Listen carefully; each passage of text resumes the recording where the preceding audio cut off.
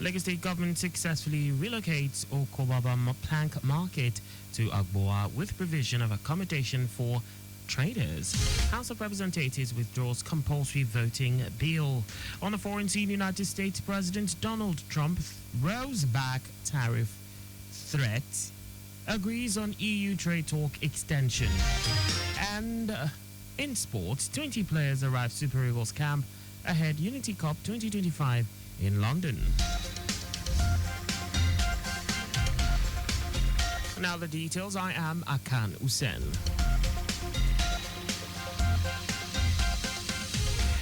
Lagos State government has successfully relocated the plant market at Okobaba to Timberville in Agboa with the provision of 260 units of two-bedroom flats for traders. Special advisor to the governor on EGIS and urban development, Olajide Babatunde, stated this at the ongoing ministerial press briefing at Alausa, Ikeja, to mark the second year of the second term of Governor Babajide Sanwo-Olu's administration in office. Babatunde noted that 21 markets, including Digital Village, Abulegba, Alabama Transnational Market, Kwelewura, Katangwa, Jankara, Gorodom, are currently undergoing relocation, revitalization, and redevelopment through the Lagos State Urban Renewal Agency, LASURA. According to him, LASURA targets a 50% annual reduction of slums and squatter settlement in Lagos through construction, upgrade, or rehabilitation of comprehensive drainage solutions and road networks. The special advisor stated that in the year under review, 140 consultants were certified as state accreditors to start screening of drawings, stage inspections, and monitoring of illegal and non-conforming structures to prevent building collapse under the Lagos State Building Control Agency, LABCA. Every single time that you commence a construction, we are going to issue you a letter of authorization. We are going to follow state certification together with our staff as we are doing it now. And from the 1st of June, with the CAP agents, which is the certified accreditors, to stay the building until when you finish. When it is done and everybody signs, we'll give you what you call a certificate of completion and fitness for habitation. The implication of this is that even if you have completed your building and you do not have a certificate of fitness for habitation, go back to LAPCA. In a period under review, 8,663 numbers of infractions were detected by LABCA on the part of building owners and developers in the state, while 1,136 authorizations to commence construction were issued to building owners and developers that were about starting their building construction, among others.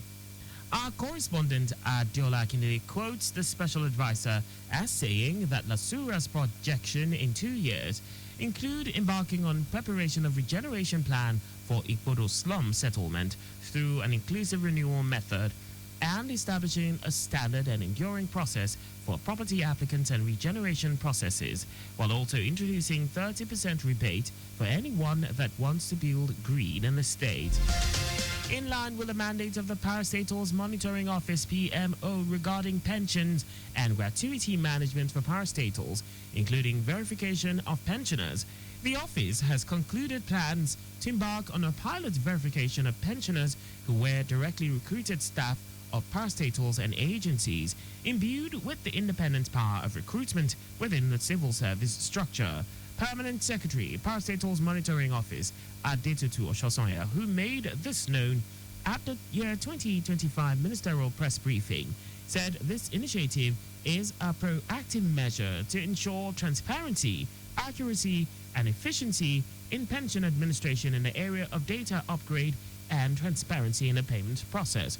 Oshosonya revealed that in furtherance of these objectives, the office had initially embarked on a sensitization exercise with the CEOs of parastatals, agencies, and government-owned companies, alongside with other senior officials within their offices, to properly inform them about the aims, objectives, and processes involved in the campaign.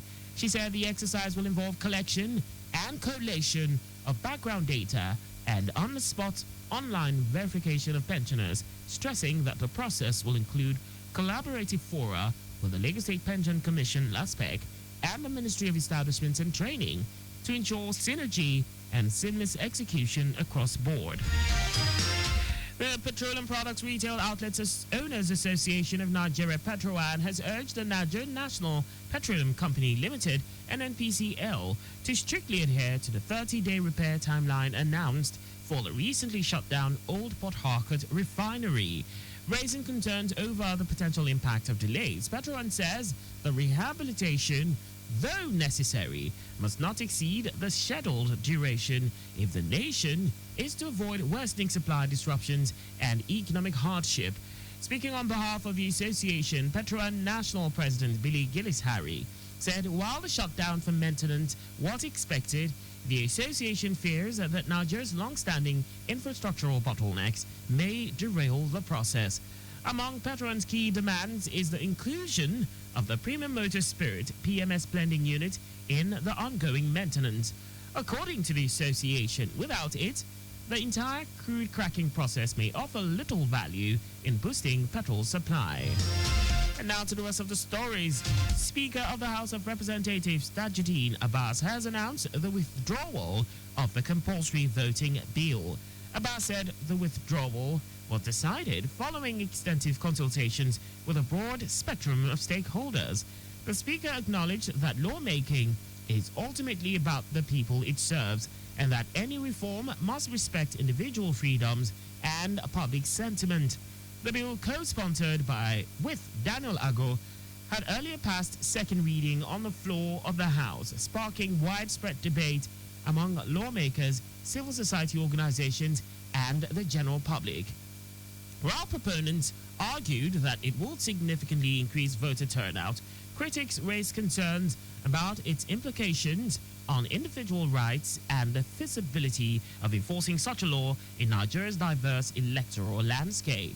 The bill had drawn a mix of reactions from Nigerians who called for sustained efforts to address the root causes of voter apathy, including electoral violence, lack of trust in the system, and logistical challenges on election days.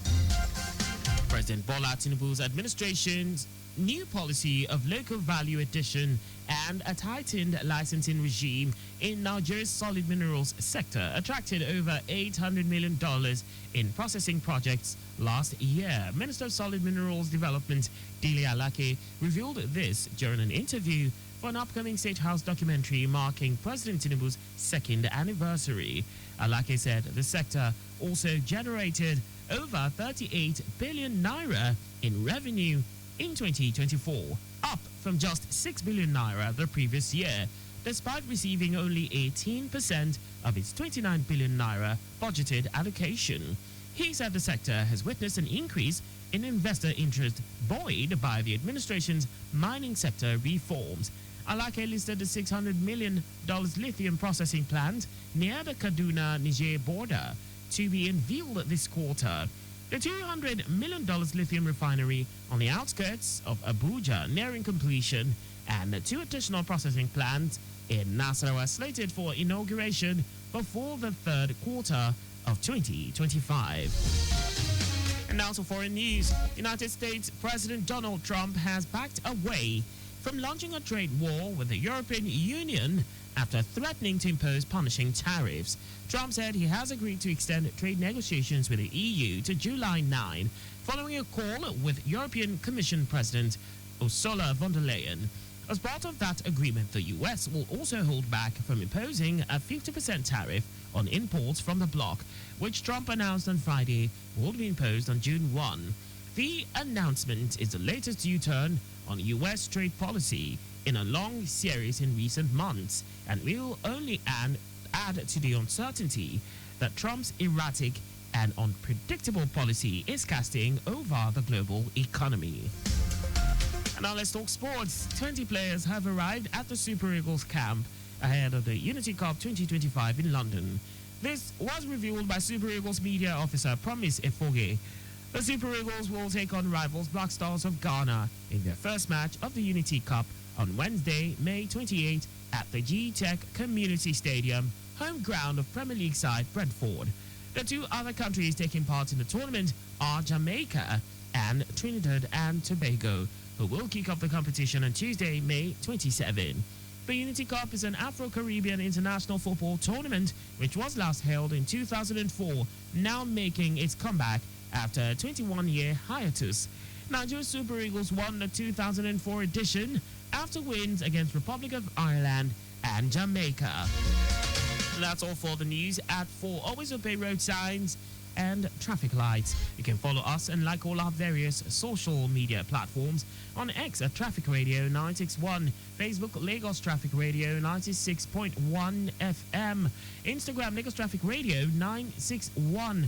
On YouTube, subscribe and watch us live on our channel Traffic Radio 961. You can also visit our website on www.trafficradio961.ng. Did you know that the Sanwo-Olu administration trained 500 unemployed youths in soft skills and job interview program? You can get more details on the Lagos State government's website. To end the news, here are the highlights of the major stories. Lagos State government has successfully relocated the plank market at Okobaba to Timberville in Agbowa with the provision of 260 units of two-bedroom flats for traders. The Speaker, House of Representatives, Tajudeen Abbas, has announced the withdrawal of the compulsory voting bill. We also told you that United States President Donald Trump has backed away from launching a trade war with the European Union after threatening to impose punishing tariffs. And in sports, 20 players have arrived at Super Eagles camp ahead of the Unity Cup 2025 in London. For contact with the newsroom, please send a message to info@trafficradio961.ng. And that ends the news broadcast compiled by Kayode Mafolashiri. I am Akan Usen. Thanks for listening and please stay safe. Good afternoon.